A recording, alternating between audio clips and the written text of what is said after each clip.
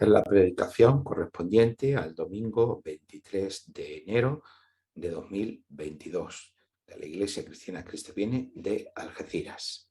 Esta mañana leemos en el Evangelio de Juan, capítulo 3, versículos 1 al 21. Juan 3, 1 al 21, que dice lo siguiente. Había un hombre de los fariseos que se llamaba Nicodemo, dignatario de los judíos. Este vino a Jesús de noche y le dijo: Rabí, sabemos que has venido de Dios como maestro, porque nadie puede hacer estas señales que tú haces si no está Dios con él. Le respondió Jesús: de cierto, te digo que el que no nace de nuevo no puede ver el reino de Dios.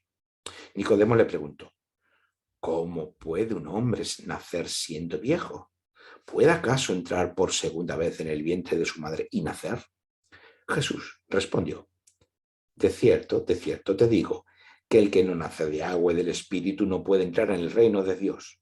Lo que nace de la carne, carne es, y lo que nace del Espíritu, Espíritu es. No te maravilles de que dije: os es necesario nacer de nuevo. El viento sopla de donde quiere y oye su sonido, pero no sabes de dónde viene ni a dónde va. Así es todo aquel que nace del Espíritu. Le preguntó Nicodemo: ¿cómo puede hacerse esto? Jesús le respondió: tú que es el maestro de Israel, ¿no sabes esto? De cierto te digo que de lo que sabemos, hablamos, y de lo que hemos visto, testificamos, pero no recibís nuestro testimonio. Si os he dicho cosas terrenales y no creéis, ¿cómo creeréis si os digo las celestiales? Nadie subió al cielo, sino el que descendió del cielo, el Hijo del Hombre que está en el cielo. Y como Moisés levantó la serpiente en el desierto, así es necesario que el Hijo del Hombre sea levantado, para que todo aquel que en él cree no se pierda, sino que tenga vida eterna. De tal manera amó Dios al mundo, que ha dado a su Hijo unigénito, para que todo aquel que en él cree no se pierda, sino que tenga vida eterna. Dios no envió a su Hijo al mundo para condenar al mundo, sino para que el mundo sea salvo por él. El que en él cree no es condenado, pero el que no cree ya ha sido condenado, porque no ha creído en el nombre del unigénito Hijo de Dios. Y esta es la condenación. La luz vino al mundo, pero los hombres amaron más las tinieblas que la luz, porque sus obras eran malas. Pues todo aquel que hace lo malo detesta la luz y no viene a la luz, para que sus obras no sean puestas al descubierto. Pero el que practica la verdad viene a la luz, para que se ponga de manifiesto que sus obras son hechas en Dios. Amén. Hasta aquí la palabra del Señor de esta mañana. Este pasaje del Evangelio, del encuentro de Jesús con Nicodemo, pues ha sido y es muy querido por los cristianos evangélicos. Este versículo que aprendí de niño en Juan 3:16, porque de tal manera amó Dios al mundo que ha dado su único Hijo, para que todo aquel que crea en él no perezca, no se pierda, sino que tenga vida eterna. Este versículo, junto a la imagen del nacimiento, del nuevo nacimiento de la que están hablando Jesús y Nicodemo, un fariseo entre los judíos, pues ha sido repetido hasta la saciedad de las iglesias evangélicas para enfatizar que debe haber una conversión personal y que hay una experiencia o hay una decisión individual que acompaña a esa conversión personal y que es el comienzo de la vida cristiana. No obstante, estos énfasis, como cualquier interpretación o construcción teológica, no está exenta de sus problemáticas, lo cual no quiere decir que sean incorrectos o que deban ser abandonados per se en sí mismos, sino que deben ser repensados y comprendidos cuidadosamente a la luz de las Escrituras. En primer lugar, debemos entender qué es de lo que están hablando Jesús y Nicodemo, cuando hablan de un nuevo nacimiento. Aquí una de las cosas importantes que necesitamos comprender es que no están hablando de una experiencia personal con la que dé comienzo la vida cristiana. Esto nos puede chocar porque es lo que automáticamente nosotros pensamos, sobre todo los que estamos habituados a estar o a vivir en una iglesia cristiana, evangélica. Pero no es de esto de lo que ellos están hablando. Entonces, ¿de qué hablaban? Para comprenderlo debemos tener en cuenta, como siempre hacemos, la narrativa bíblica en su conjunto. Y esa narrativa dice que Dios se relaciona con su creación a través de un pueblo, que es el pueblo de Israel, que también se llama el pueblo de Dios. A través de este pueblo, Dios bendice y salva a todos los pueblos y a toda la creación. En ese marco, la cuestión de cómo se pertenece al pueblo de Dios es crucial. Pero además, saberse perteneciente a ese pueblo podía convertirse en un motivo de exclusión de los otros, de los que no pertenecen a ese pueblo. Y eso es lo que precisamente ocurría en esos momentos en el pueblo de Dios, en Israel. Aunque Israel como entidad sociopolítica ya no existía. Pero hablamos del pueblo de Dios, hablamos del judaísmo. Lo que pasa es que no me gusta excesivamente usar esa referencia al judaísmo, parece, claro, de nuestra perspectiva estamos hablando de una religión distinta. Bueno, entonces, del pueblo de Dios. En ese momento había una separación entre los que eran judíos, de los que no lo eran, de los que pertenecían al pueblo de Dios, de los que no lo pertenecían. Los judíos eran los que pertenecían a ese pueblo de Dios y el resto no. El resto eran los gentiles, que en todo caso se tenían que hacer judíos. Por tanto, la cuestión clave era saber quién y cómo se pertenecía al pueblo de Dios. Será posteriormente el apóstol Pablo quien nos aclare que no es que Dios iba a salvar solo a aquellos que lograran pertenecer a ese pueblo, sino que Dios salva por gracia, es decir, gratuitamente, sin mérito ni condiciones previas. Y que la manera de recibir esa gracia es por medio de la fe. Esa fe nos incorpora al pueblo de Dios, es decir, que nos hace participantes de la familia de Abraham. Esta había sido siempre la manera en cómo Dios cumple sus promesas hechas a Abraham.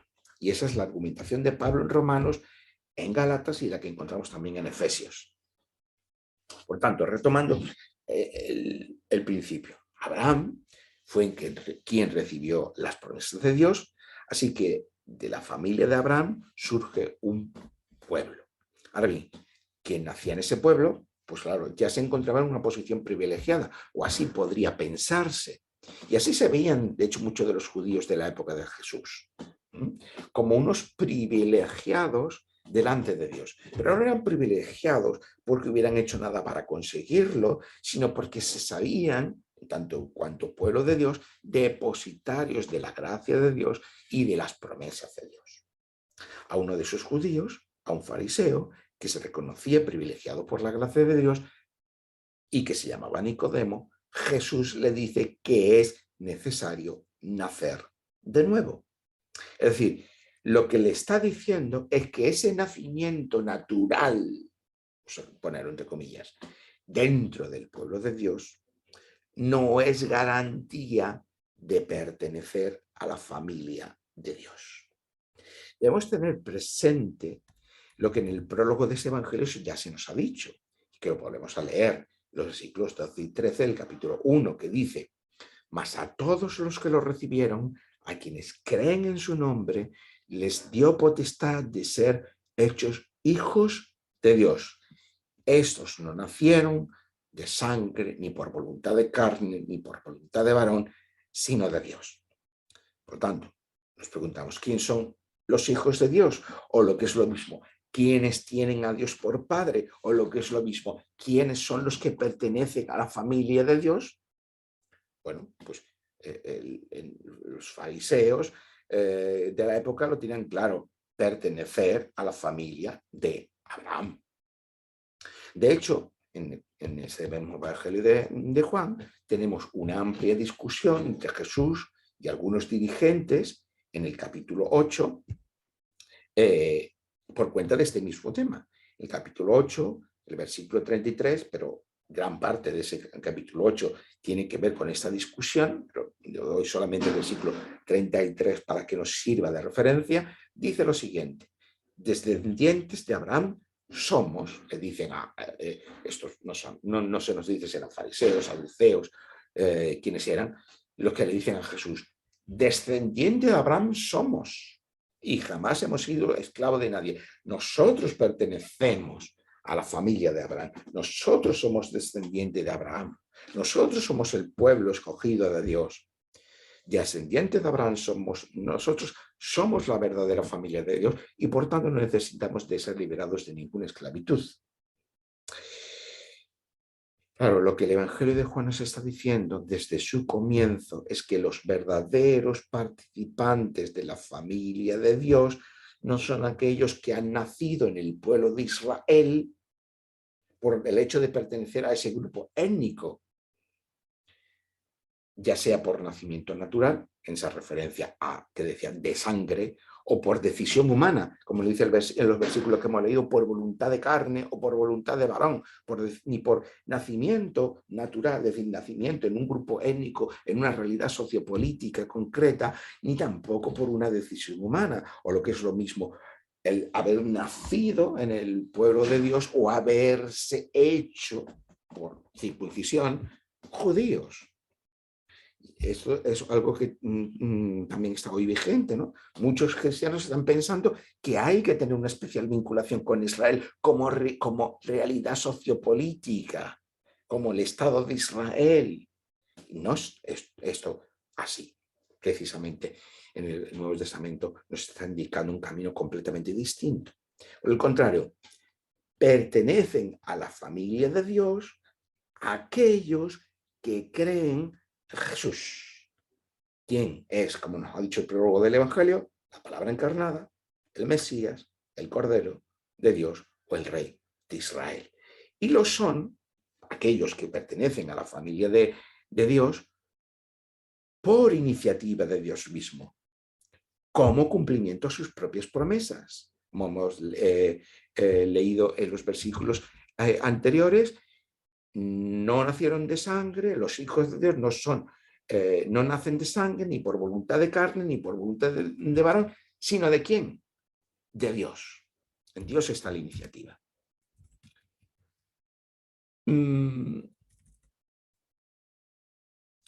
Y lo son porque Dios está cumpliendo sus promesas, no como una cosa distinta, no es porque Dios esté cambiando el paso, ahora ha hecho una cosa hasta ahora y ahora va a hacer otra, no, como cumplimiento de sus propias promesas.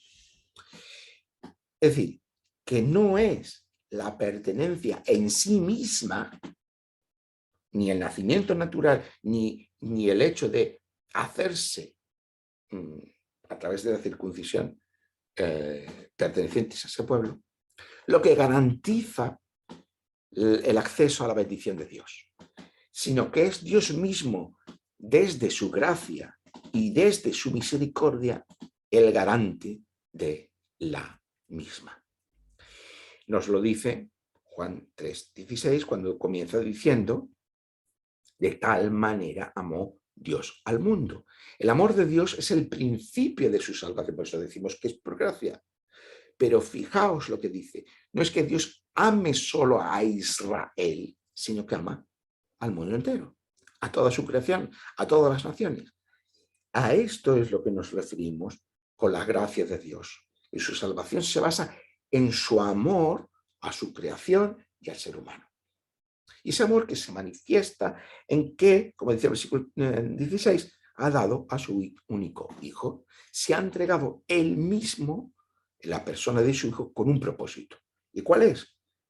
Pues para que todo aquel que en él crea, en Jesús, el Hijo de Dios, el Mesías, no se pierda, sino que tenga vida eterna. El que crea en Jesús tiene acceso a la plenitud de vida de Dios y no se perderá o no perecerá, que es lo que nos está diciendo. ¿Por qué? Porque va a resucitar en unos nuevos cielos y una nueva tierra bajo el reinado de Dios. Por tanto, el nuevo nacimiento es el nacimiento en la familia de Dios por gracia, por medio de la fe en Jesús, sin que cuente la pertenencia étnica al pueblo de Israel como construcción sociopolítica. Así que, dicho lo anterior, debemos poner en cuestión que este nuevo nacimiento sea una experiencia personal.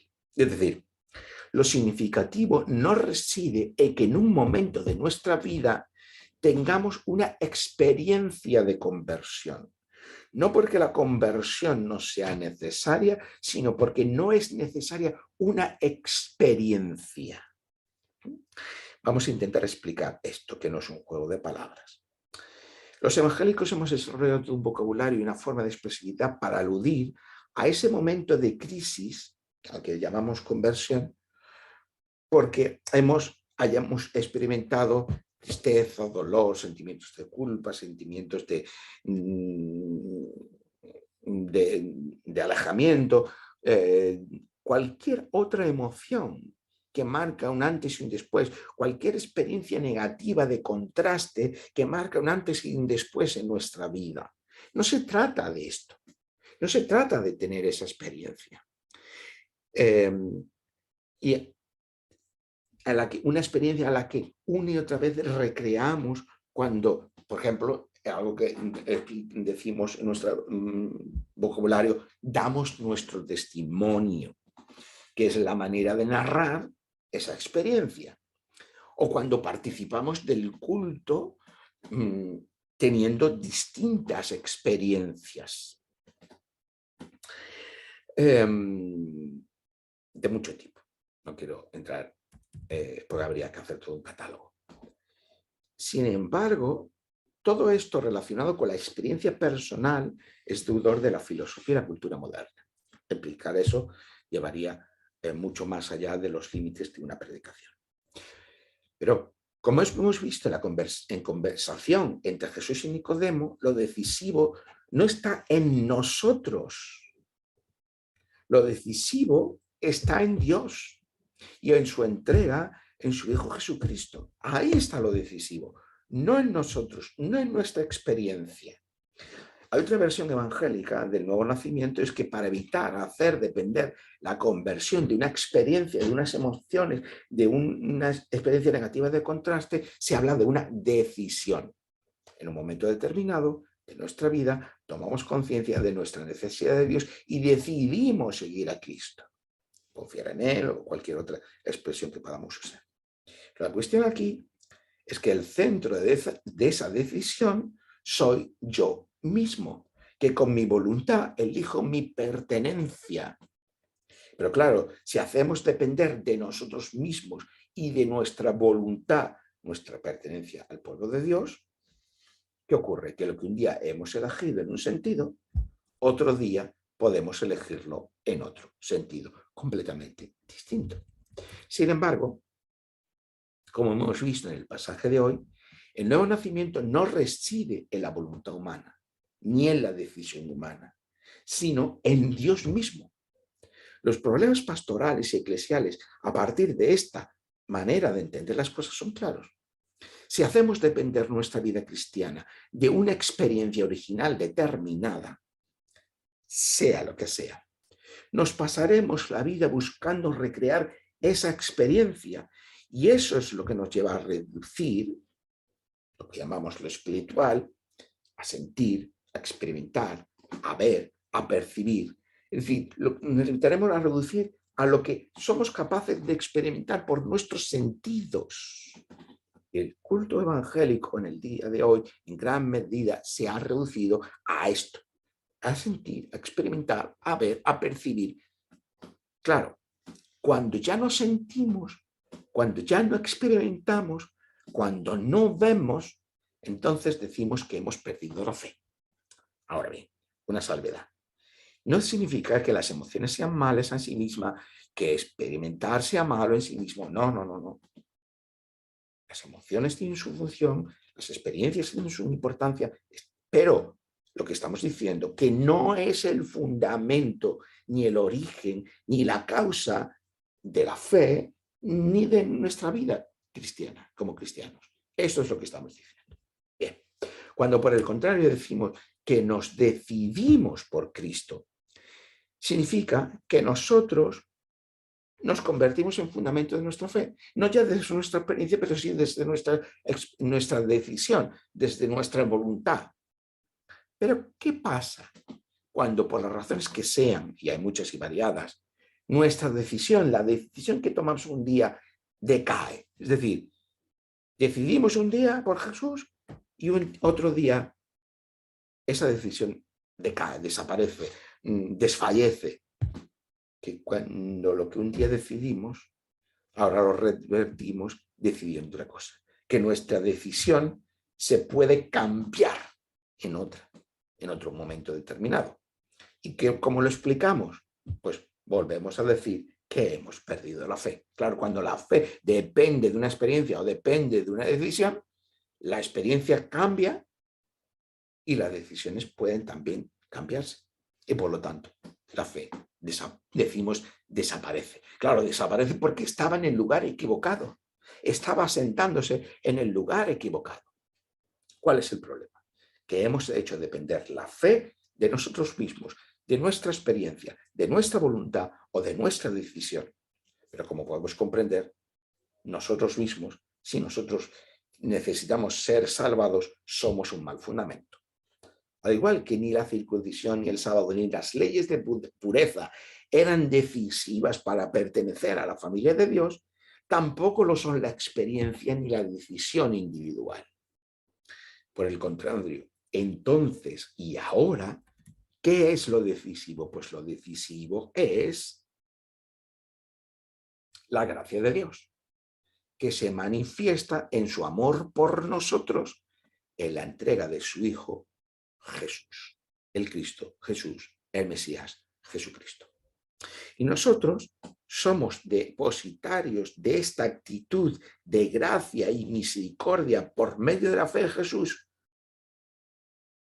por medio de confiar y depender no de nosotros mismos, ni de nuestra experiencia, ni de nuestra decisión, ni de nuestra voluntad, sino de lo que Dios ha hecho en Cristo y el Espíritu Santo. Entonces alguien me preguntará, ¿pero eso significa que nuestra individualidad personal queda anulada? No, en ninguna manera, sino que queda redefinida o resituada dentro del contexto de la narración de salvación de la que nos da testimonio la Biblia.